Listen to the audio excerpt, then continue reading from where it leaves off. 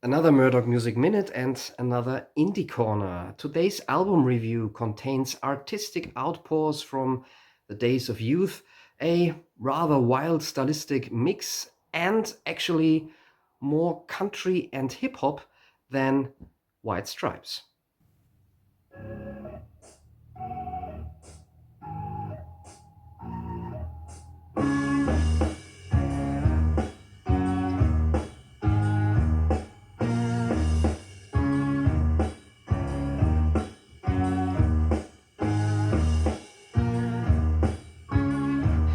Funnily, Jack White also was the name of a very successful German music producer and Schlager songwriter, so that very specific German brand of rather unchallenging, cheesy pop music. I don't think the two Jack Whites ever met. Otherwise, maybe even Schlager would have been incorporated into this stylistically skittish album. But I jump ahead. Let's first make clear which Jack White this review is about. Jack White was born John Anthony Gillis and grew up in Detroit, Michigan, with 9 older siblings. Maybe that was also one motivation to make himself heard by loud guitar noises. Influenced by some of his older brothers who played together in a band, Gillis began playing drums and later picked up the guitar. His musical influences as a teenager ranged from classical music to old blues records and classic rock of the 60s. After public school, he began an apprenticeship as upholsterer, where he formed a punk duo with his mentor and therefore started learning guitar. In senior high school, he had met Meg White, who he later married and took on her last name. White started business as an upholsterer and together with his wife formed the garage blues rock duo White Stripes in 1997. While their marriage ended in 2000, the duo stayed together and had a successful career as the White Stripes until 2007. The band started out in the Detroit garage punk scene with their debut in 1999, but already with their second album, The Style, from 2000, gained wider critical recognition and a growing cult following.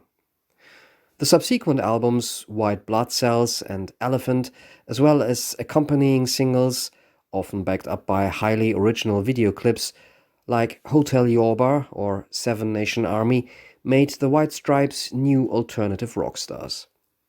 Jack White's fiery guitar playing, often on self-made instruments, defined the sound of a garage rock revival. After the more piano-dominated Get Behind Me, Satan in 2005, the ever-creatively restless White formed the Raconteurs together with indie power pop songwriter Brandon Benson, followed by the sixth and final White Stripes album, Icky Thump, in 2007. Meg White struggled with increasing anxiety issues and had grown frustrated with the demands of the music business and big audiences, so that finally in 2011 the White Stripes officially announced the end of the band.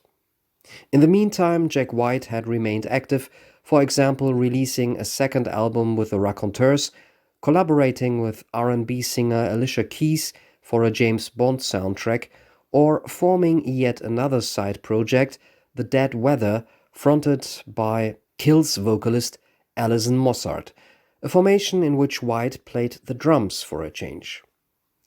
White also founded his own record label, Third Man Records. The status of White as an outstanding guitarist for rock music in the 21st century was emphasized when he appeared alongside Led Zeppelin's Jimmy Page and U2's The Edge in the guitar documentary It Might Get Loud. After further collaborations, guest appearances, and producer duties, Jack White's first solo record, called Blunderbuss, came out in 2012 and got nominated for several Grammys. The album already showcased a variety of stylistic influences on White's music, which should become even wider on his second solo release. The White Stripes' main color, besides white, always was red, but with his solo albums, Jack White mostly switched to blue. On the cover of Lazaretto, we see him surrounded by angel statues, actually looking like tombstone statues, maybe owed to his Catholic upbringing. And God is mentioned a few times on this album, though I wouldn't call it an overtly religious record. According to Jack White, the material on Lazaretto was mainly inspired from poems and short stories he had written in his late teens, a material that he had rediscovered on the attic. Some of it made him laugh, some of it made him cringe, but apparently it somehow found its way into the writing for this album. At first, everything goes as more or less expected on a Jack White record. A bluesy yet roaring slide guitar, stabbing chords played by organ and piano, and a solid drum groove push the source material by Blind Willie McTell into the 21st century. In the version by Jack White, the song is called Three Women. The Three Women could stand for rock and roll machismo, but maybe also three guitars or three drinks, whatever works best for you, I guess. This is a gripping modern blues rocker through and through. Lordy, Lord, Lordy, Lord, Lordy, Lord, Lordy, Lord, Lordy, Lord, Lordy, Lord, Lordy, Lordy, Lord.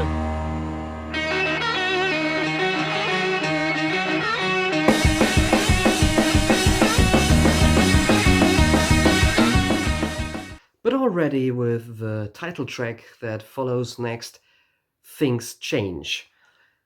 Shimmering bleeps, a jerky bass, and White semi-rapping at times make this track more akin to the style of The Dead Weather than the White Stripes. White's lyrical intention was a kind of hip-hop bragging, but with a realistic background, thus embracing and at the same time making a bit of ironic fun of rap cliches. The lyrics of Lazaretto seem to contain at least partly autobiographic portions. The drum beat makes the head nod, even though a jazzy country fiddle enters proceedings at one point.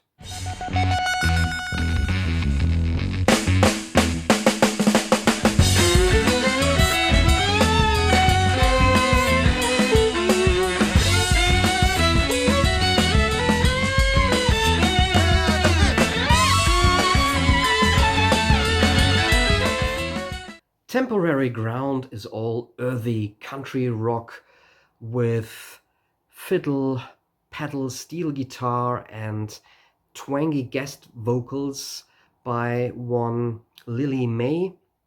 The song talks about the evolution of Earth, more or less. It's cozy country rock, not really my cup of tea, but a solid track. Would You Fight for My Love was a single and sounds more like something the White Stripes could have done for their Get Behind Me Satan album, or like something written for the Raconteurs. It starts off as a slightly ominous, melancholic piano rock song, but then gets more forceful. It's a song about heartbreak and questioning a past relationship, and it also has a modern outlaw western feel. Enjoyable track.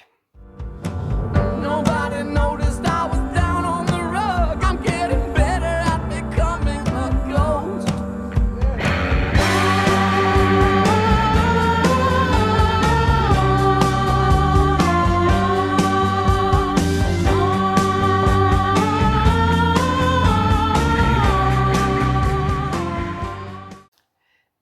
that shootout in a lonely desert town atmosphere is even stronger on Highball Stepper.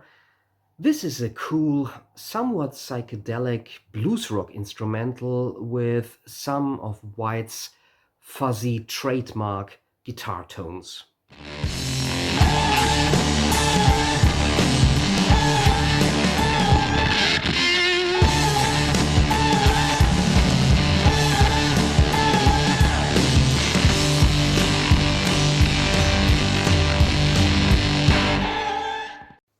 With a title like Just One Drink, we get countrified American bar rock. I drink water and you drink gasoline. One of us is happy and the other one is mean. This is a fun, but maybe not the most profound cut. We are at track 7, Alone in My Home. Another more bouncy piano rock ditty with folk elements. And even though this is actually a catchy track, it's one of the less memorable ones on Lazaretto. Entitlement returns to an outright country or Americana sound. It's a more acoustic country waltz with tinkling piano and mandolin. The song, as I read it, is about the right to autonomy or self-determination. I think Jack White competently can emulate this style. It's just not what I really want from him. And those country pastiches actually sometimes also sound a little bit like painting by numbers, at least to my ears. That black bat licorice just comes around when the album is in danger of becoming a bit too mellow. One more time, Jack White and his band combine country and folk instrumentation with harsher sounds and a drum groove that is obviously informed by hip-hop grooves. Some listeners, I guess, will perceive this as an uncomfortable clash of sounds. Others might enjoy it. I think this is a bit of fun, even though Jack White clearly has done stronger songs. The next one, I think I found the culprit, is Americana rock with the piano as the central instrument. Again, solid, but not too remarkable a tune. And the last song is called Want and Able. It's a simplistic acoustic ditty, playfully talking about the contrast between wanting something and the social restrictions of being able to fulfill one's needs.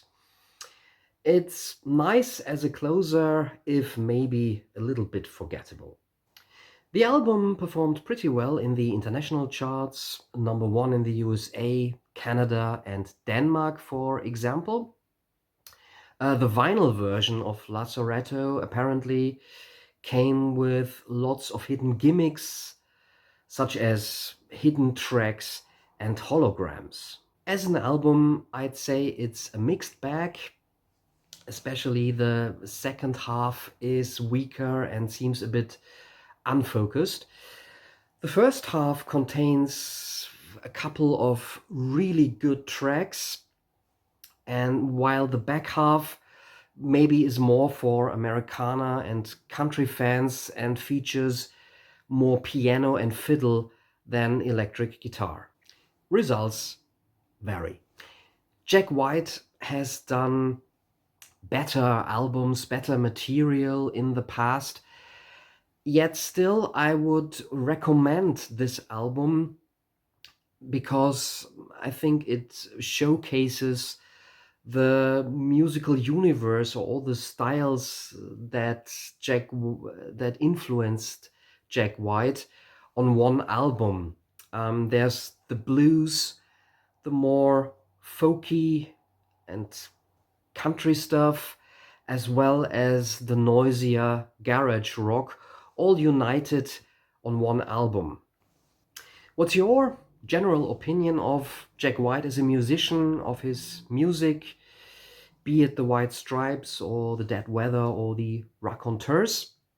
Let me know. I hope you don't need to spend time in a lazaretto after this review, and that you will be back for the next Murdoch Music Minute. One is desire and the other is the means. Like I wanna hold you and see you and feel you in my dreams, but that's not possible. Something simply will not let me.